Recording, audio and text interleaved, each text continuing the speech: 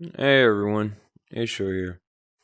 So my last video on the main channel was about Revelation and some stuff about how it correlates to what's going on today. And I've kind of been looking at that Mahdi channel and what he's talking about. So for the next season of Alchemy Productions, I'm thinking about perhaps a 40-minute special on just debunking some of the stuff that he's talking about because it's getting kind of ridiculous. At the same time, I don't want to give him too many views or too much attention because it's kind of ridiculous, being the successor of a false prophet and a false religion. It's kind of ridiculous and people are eating it up. So I will be making a video pretty much doing the same thing he will be doing. I will be debunking his questions and answers and whatnot. But today's video is perhaps not so much about that. I would say it's rather a prediction that I have about the US economy and the future or the imminent future. And I think that most people should be prepared. Like, most people should have the chance to prepare. Because as it is right now, I feel like just a couple of million people, or even perhaps short of a million people, is actually like perhaps prepared or ready for what's coming. And so I will describe in this video a prediction that I have. And this prediction will hopefully help you make better plans for the future because some things are inevitable when it comes to what they're planning to do. So it kind of starts with Klaus Schwab in his Great Reset book that I showed a picture of it in the video if you watched on the main channel. But after a lot of meditation and digging and research, I kind of figured out something that they might plan to do. And because of this plan, I would like people to know how they can prepare, like what they can do. So the Cube movement on Twitter since before the presidential election has essentially been disclosing a lot of information about certain things going on in Hollywood or between different political actors and whatnot. And before the 5th November presidential election in 2024, there was a lot of people speaking out against the use of CBDCs and the digital crypto thing. But after the presidential election, it seems like most people are just swallowing up whole. So the argument is that we're going from physical cash into a digital kind of revolution of money. And as they're doing this transition, we are saying goodbye to sovereignty and being autonomous and being more dependent on a centralized, not anonymous kind of banking protocol that they want to use. And if you've been studying anything about the crypto market, you know that Bitcoin has all the buzz for like the last 10 years or so. But the problem is that Bitcoin is a dirty coin, meaning that it's been used for lots of overseas operations, coup d'etats. It's been used for taking over countries or funding terrorism, even buying drugs and human trafficking. It's a really nasty coin. And on top of that, it's been created and minted using coal energy. So a lot of the majority of the minting, the production of the coin has been done in China.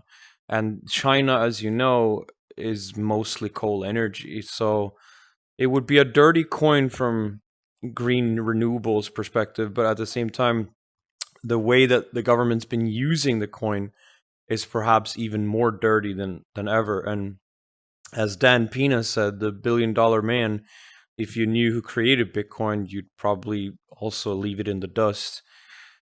So the question is, what will be the next Bitcoin? And because of this, you should research the quant ledger, and you should look into what coins are connected to it. And you should build a portfolio essentially based on the coins that are connected via the over quant ledger, essentially. And there's a couple of candidates, and these candidates is the fidget spinner and the Saturn kind of looking one, and other kind of interesting coins. And there's many companies like Google and Boeing and others. I can't think on top of my head, but they're all on the page essentially talking with these companies about how they're going to be implementing the coin. And some coins are going to be like microtransactions or meme coins for video games or platforms they're going to be using for mobile apps, while other coins are going to be more like between banks and between countries and stuff like that. And right now, the market cap of these coins are very small, very little, but there's lots of backdoor deals being made between things in Saudi Arabia or different countries like Japan or Qatar or Dubai that are switching over to starting to want to use these ledgers that are going to be fully crypto in the future. And because of that, I think it's very important that people essentially take a little bit of a chunk of what you have that you can afford to lose, say anything from 200 to 500 bucks, and just throw it into some of these quant ledger coins. Because within the next 4 years or within the next 10 years, not only will you regain what you're about to lose, but you will also make a hefty profit. And as I said earlier, there's a couple of million people who are early backers and early investors. So if you get in now, you will be among like the first 5% of the early investors to get in on this. The reason I'm making this video is because I kind of figured out what they're planning to do. With the rise of meme coins and shit coins over the last 5 to 10 years, we've seen an increase of rug pull scams. The Hawktua coin is a very classic one.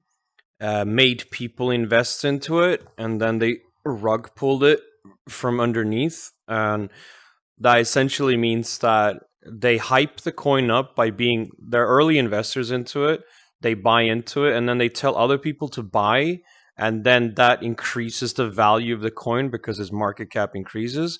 But then the early investor sells at a peak, and the coin's value goes down. They essentially take the value of the coin away from the people who invested into it, and then they're left with scraps, whereas the early investors then take the coin. Another thing that happened was that an officially backed Trump coin by the Trump team was essentially backed by the official community of the people involved, and they rug pulled their own people. And at that point, I felt like, wow, these are people putting their life savings into these stupid shit coins, and they trust these people.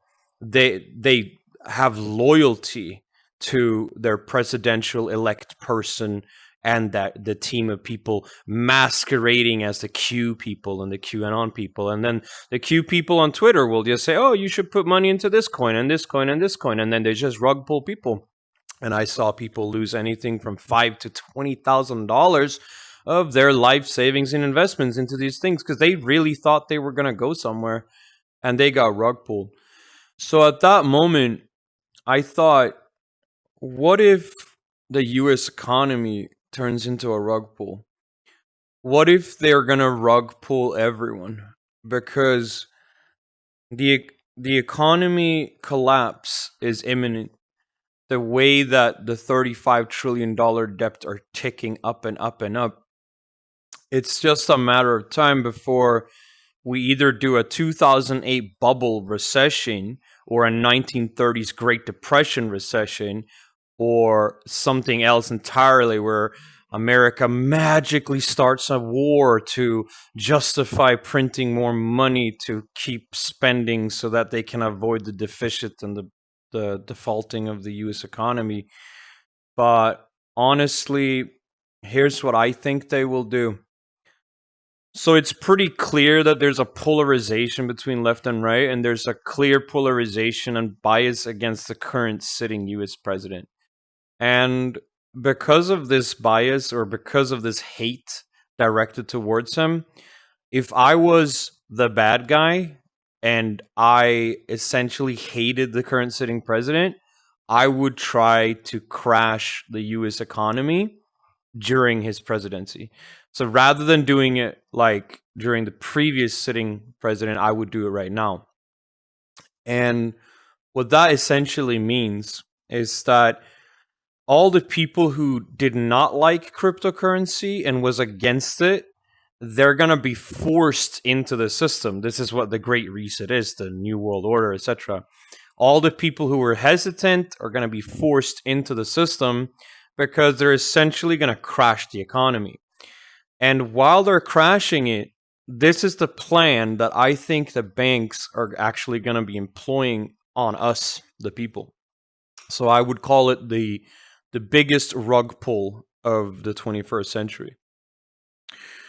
They're going to take all of the money in the economy in the US. I don't know about the world, but definitely in America. They're going to take all of it and they're going to use it to invest into these quant ledger coins, especially the fidget spinner coin. And they're going to be buying options with the economy as it is. So they're going to take your average grandma's life savings of 20K and put it into the thing as an investment. Then they're going to rug pull the US economy, crash it to bits. Dollar's going to go to nickel's worth. People are going to panic like Weimar, Germany, 1930, wheelbarrows full of cash kind of stuff. People will die. People will riot. People will panic, like BLM riot kind of stuff. You know, the usual stuff they always do, right? And then in the midst of this, the US government is going to come out and say, oh, don't worry. We got your money. We got your life savings. You're going to get most of it back because some technicality. We didn't rug pull the economy, but we let the banks do it. So our plan is to essentially take what we stole from you, the 20K of your grandma's account, and then we're gonna take $500 off of that, and then we're gonna give you back the rest. So you didn't lose your money. We only take $500 of what you had, and then we give it back to you. So everyone's going to be like, oh, that's so good. I only lost 0.5%. I only lost 1% of my life savings. Thank God that the US president was like such a good guy because he has such nice hair. And then people will be like, oh, that's great. I got my money back. So the US economy getting rug pulled and the crashing in the stock market, that's fine. We all blown it over. It was just 7 days, 30 days, absolute hell on earth, you know, apocalypse situation. But the US government saved it. The president saved all of us, right? But then what they're not telling you is that they're going to take these investments, putting into this crypto, and then they're going to dump $20,000 trillion into the crypto market. And lots of stuff like Bitcoin and Ethereum might crash and go down to essentially transfer over to these coins. So this will be, since COVID, this will be the largest wealth transfer in human history. Like compared to Waterloo and the Rothschild banks in London, it's going to be monumental.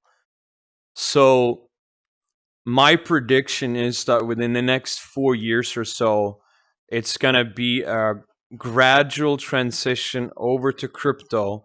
There's going to be this so-called black swan event, which is going to force people into crypto.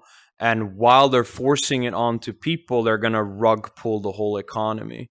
So it's an F if you do, an F if you don't kind of situation. And lots of people are going to get hurt. Lots of people are going to really panic. And so that's why I kind of wanted to warn people about this so that they are kind of prepared. Now, do not take my advice. I am not a financial advice kind of person. This is a prediction that I have based on what I feel is about to happen. I would want to be wrong about the fact that they want to crash the US economy. But as it is right now, I don't think that the current sitting president is just magically going to make $35+ trillion worth of debt just disappear overnight. And the Doge bullshit where they wanted to save on money and get people to cut government spending, that didn't do anything. They estimated $200 billion, and now we have like $36 billion worth of saved money, plus this whole drama between the president and Elon Musk and stuff like that. Nah, so this is my prediction of what might be coming the next 4 years or so. Because there is an incentive to kind of blame the current sitting president for a lot of bad things, but people need to remember that he's not a politician, he's a businessman. So compared to the politicians we've had for the last 100 years, he is not one of them. And that's why he's greatly opposed by most people, because he's about to do something to the US economy that they don't want him to do. At the same time, the rulers, the elites, want this to happen so that they can do the rug pull and crash the economy at the same time. Because it wasn't enough that COVID was going around like the boogeyman killing people. Now we need to kind of put salt in the wounds afterwards while the recession is going on and the inflation is going up. So it's just a perfect thing to kind of move over into this whole great reset narrative of the whole new world order. And so I recommend people look up the stuff that I've talked about, make an investment, don't invest more than you afford to lose, and kind of just make sure you have some food and some water to survive at least 3 to 7 days. Because they've been talking about a black swan event, which essentially in their speak means a moment where the internet doesn't work anymore, or electricity or the power grid doesn't work anymore. And that is a planned event, so it's not like by accident. Sure, they can say it was a nuclear bomb with an EMP that blew up and took out the grid, or Chinese hackers did it. Doesn't matter. They're still going to try to do it. And we've already seen Bank of America and Chase Bank essentially rejecting customers at the ATM trying to withdraw. And then there was a rumor going around that these banks are going bankrupt and stuff like that. And so it's going to be interesting to see, but I hope you're well prepared. And that's all I wanted to share with you for this for now. In my next video on the primary channel, I'll be debunking the Mahdi guy and the stuff that he's saying, because it's kind of ridiculous. So until next time, take care, and I'll see you later.